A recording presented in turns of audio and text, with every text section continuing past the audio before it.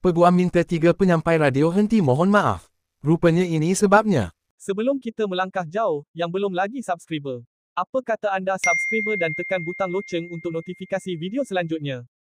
Peguam Mahmud Jumaat minta 3 penyampai radio iaitu Nabil Ahmad, Azad Jasmin dan Radin henti mohon maaf atas dakwaan mempersenda upacara agama Hindu baru-baru ini.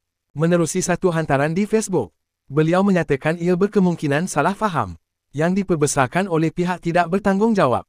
Selepas mengkaji secara mendalam tuduhan ini, saya mendapati ini semua satu salah faham. Saya ada 4 sebab mengapa tarian yang dibuat oleh Azad bukanlah tarian Kavadi dan itu adalah tarian masuk atlet Muay Thai negara, Miki Azali, katanya.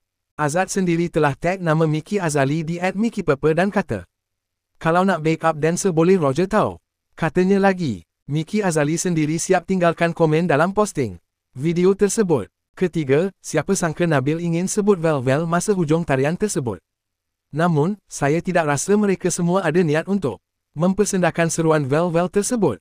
Kerana mereka telah lama terhibur dengan tarian Miki Azali yang ditiru oleh Azad. Kalau saya ada kat situ pun saya tak tahan tengok muka Pak Azad dengan tarian entrance Miki Azali itu.